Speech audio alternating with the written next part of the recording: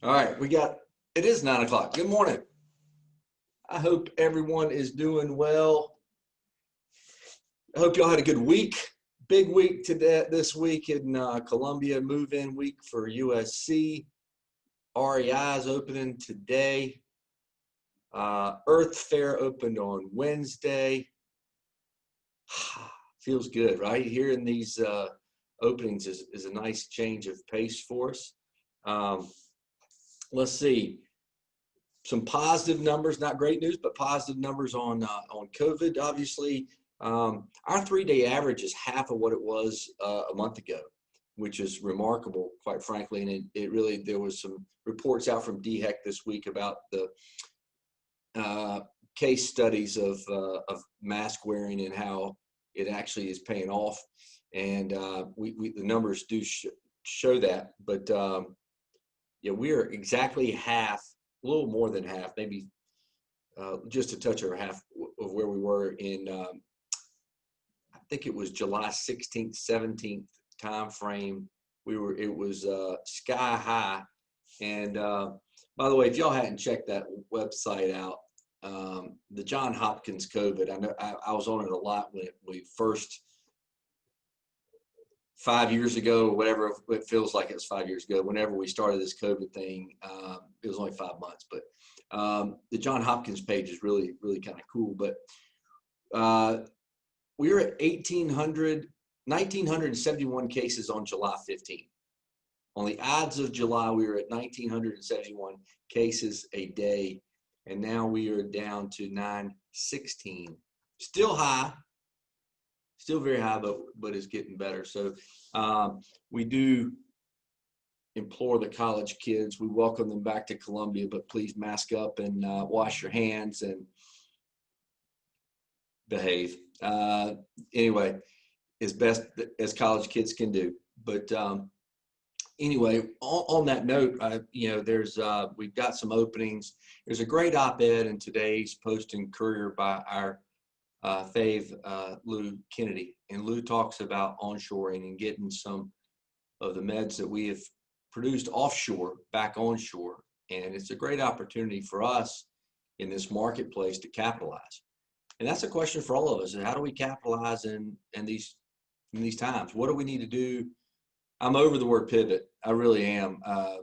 If there's another word that we can replace pivot with, I'm good with. But how do we, as a business community, how do we, Chuck, in the economic development world, look and see what our assets are and how we lined up? But I will tell you, the tech marketplace, and we're seeing home sales in the Southeast through the roof, bidding wars going, and we talked about this back a couple months ago, bidding wars going on in the real estate marketplace.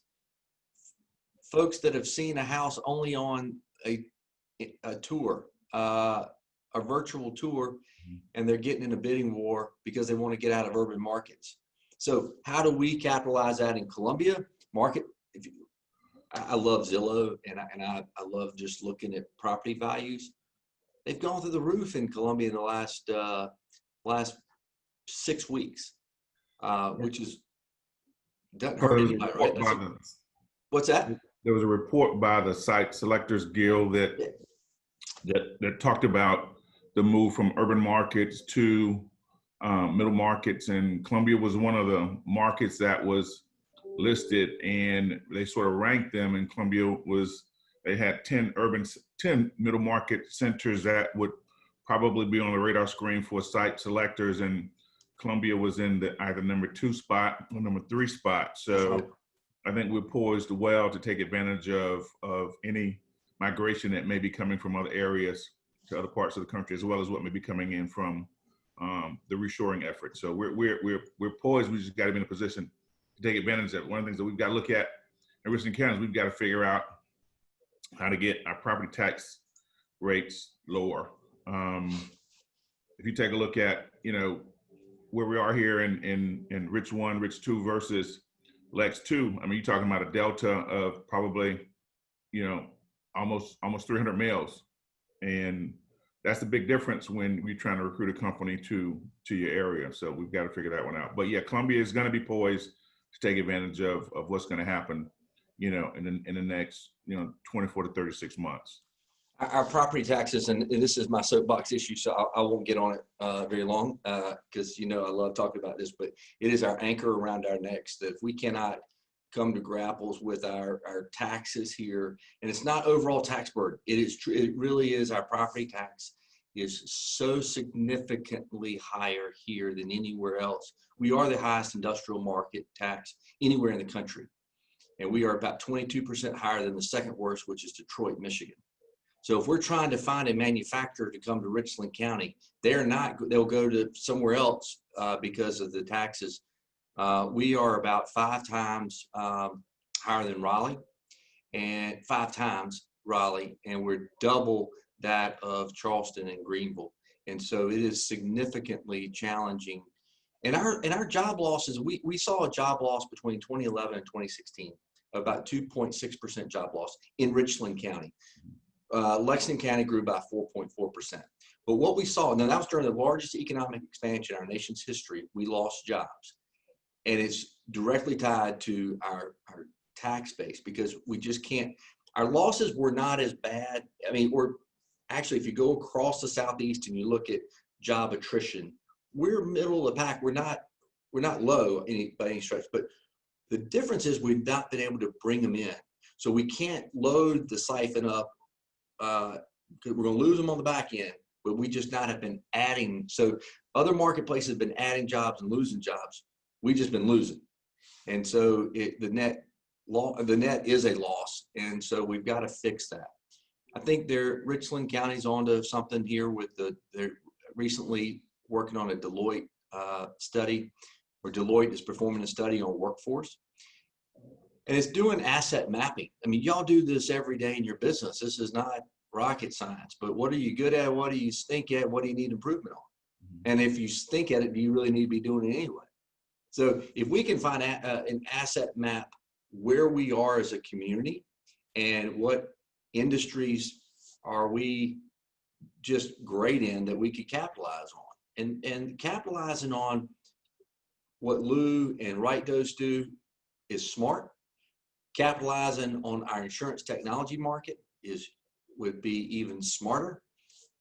By that, what I mean, what are the skill sets that you use what does Blue and Colonial and Aflac and Duck Creek and Capgemini, what do those companies use for employees? What do they need, the skill sets? And what other industries line up similarly? Are they back office mortgage operations? Is it back office banking operations? Whatever it is, it's tech. It's technology that happens to be in the insurance space. It's technology happen to be in a mortgage banking situation. So now's the time that we should be spending money on and investing money in marketing and really being aggressive while we can, because we do have a great story to tell. It's a great community, and we're blessed with many, many assets. We just underutilize those assets more than others. And so I'll get off my soapbox. Thanks, Chuck, for getting me on to your point. I mean, I think if you take a look at the sectors that you just talked about, both pharma, and insurance, other companies want to cluster around where there is a cluster formation, and we have that. We've just got to tell the rest of the world that it exists. If you take a look at whether it's Nephron or Right Dose, 98% of the respiratory drugs are made in this market. Both of those companies use blow-fill-seal technology, which is a German and Swiss technology. We ought to be targeting, companies, not only domestically, but around the world that use that technology, because if 2 of the largest respiratory drug manufacturers operating here in Columbia deem that they can do it here with that product, then others will probably want to cluster around it. So we just got to be able to tell those stories so that industry knows that it exists. And if they know that it exists, then they will probably want to tend to locate and to take advantage of what's already been here for probably almost 3 decades. Right.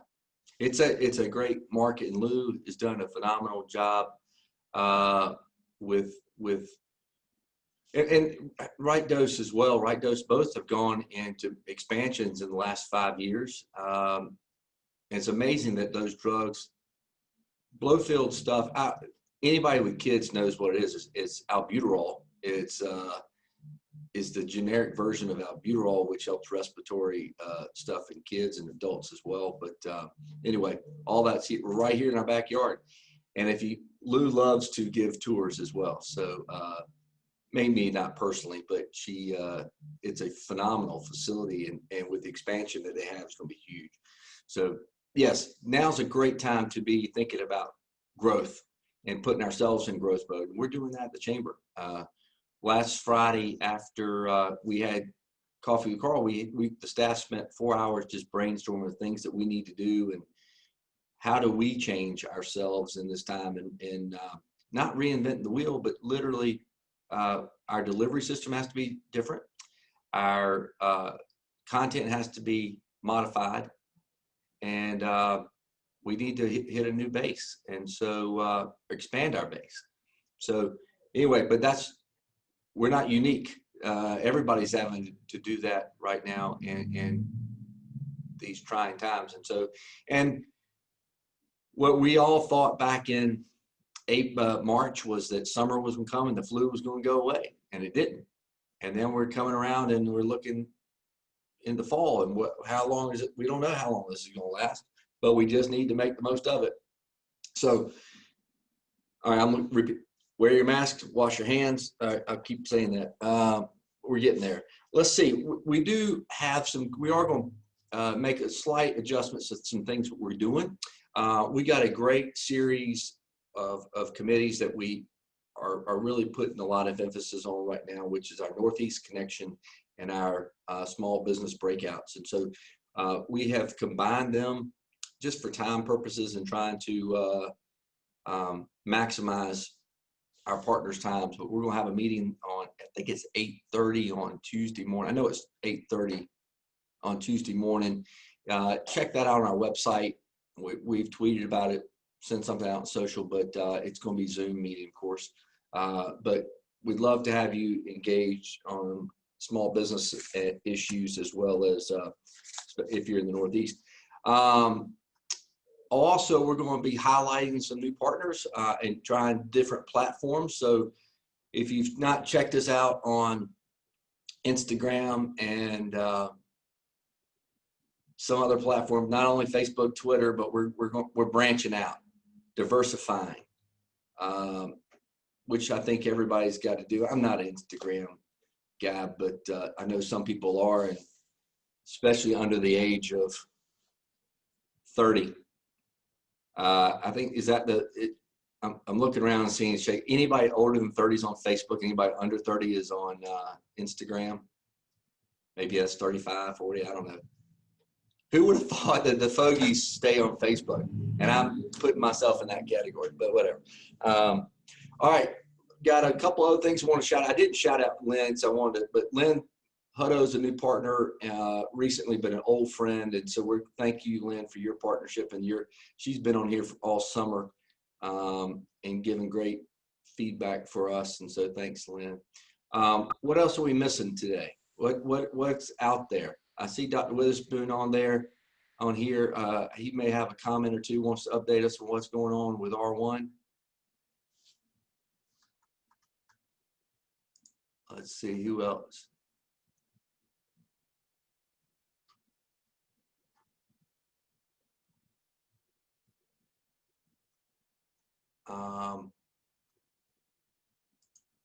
I was looking, sorry, I'm scrolling through. I saw Dr. Witherspoon on here. I did actually have a question for him, so I'll have to reach out to him a little bit later today. What else is on your mind? Anyone? Paul, this is Lynn. Good morning, Hey. everybody.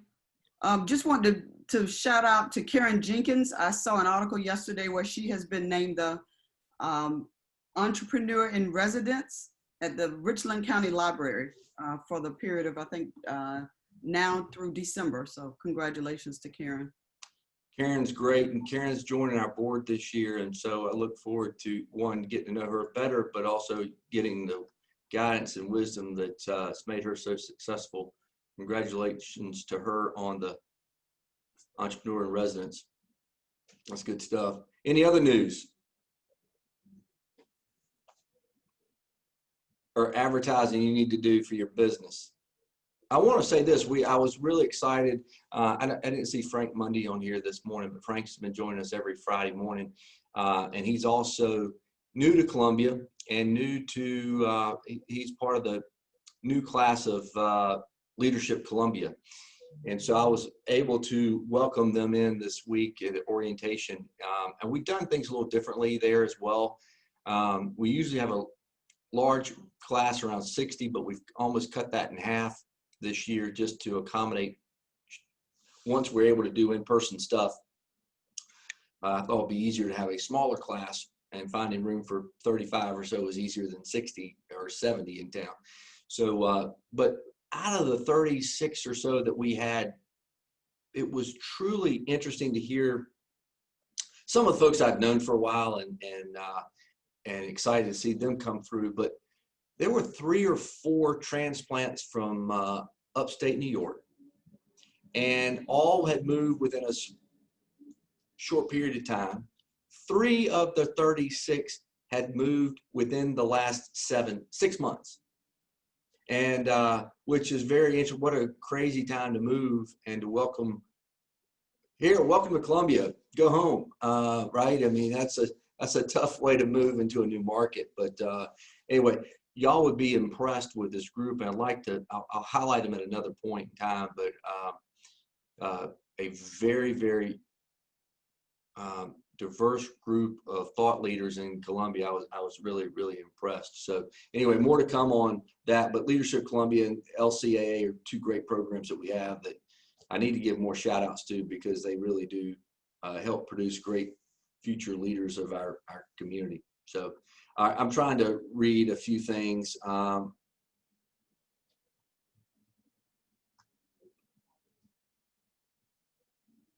Hey, Scott, that's a great question. Why are the Fireflies not playing Mets games? We're going to ask that. I'm sure there's a reason, because John loves watching the Mets, and the Jumbotron is usually on out there. So we'll have to find that question out very soon. All right, I'm getting some text and too much technology is not a good thing, by the way. Football, flip a coin. I had a bunch of press calls this week. Folks asking what's the story on football, and as you saw this week, some reverse courses throughout the country and split down the big Power 5. My conversations with the SEC have been or USC is they want to play football, and I tell you the impact they have on this community is significant. Financially speaking, that is. And yes, we want them to play. Yes, it's questionable how they can get fans in and all that stuff, but it would be, I will tell you, I've put a lot of thought to this week, because I feel lucky. I feel really blessed in Columbia, quite frankly, that we have a lot going on. We're an urban market, capital city, flagship university, and though as Chuck and I already talked, we wish we had more manufacturing and more corporate presence here. We're pretty diverse, and we got a good economy. For those small communities that all they have is a college town, I don't know if y'all been to Starkville or Auburn or, I mean, Clemson as well. I mean, they're one-trick ponies, right? I mean, they're for the large part, their financial well-being is put in the hands of those universities. So while we don't have that, and yes, if we didn't have football, it would be unfortunate, and it would hurt a lot of businesses, but it wouldn't be a devastating blow. And like large number of communities around the country. And so there's a great article last week about college towns getting hit worse. I think it was either in the Wall Street or USA. Sorry, I can't remember which one, but college towns have been hit disproportionately harder than any other communities around the country because of the reliance on economic model that they've created for themselves. But anyway, we're hopeful. My contacts at USC said they're committed. They're playing. Now, the league may have something else to say, but USC is committed. So we thank them, and we hope that whatever they come up with will be for the best interest of the health and well-being of the students. That's their priority, and we don't want to take that for granted at all. But they can keep the kids safe, play ball. We need something to do, right? I mean, and the Masters canceled, patrons this week. I mean, that hurt worse than most of them, I have to be honest. All right, let's see. Hey, Jamie, I didn't know you were from upstate. Yes, they listen. It was probably 4 or 5 this week. I don't know what the draw is. I do know the weather is not having brutal winters. You got to put up with July and August and September, but I guess that's the trade-off from upstate New York. But it is beautiful up there. All right, what else? Anybody got a comment? All right. Giving last chance. Okay, well, listen, thank y'all for being with us today. Thanks for your partnership. If y'all need something from us, give us a call. Staff's working hard to make sure that we provide a value for y'all. And so if you see something, hear something, or have suggestions, we'd love to hear them. So thanks a bunch for your commitment to being here on Friday mornings, and we look forward to seeing you next week. Peace out. Be good. Thanks, Carl. See you, Beth. Have a good Bye. weekend, everybody.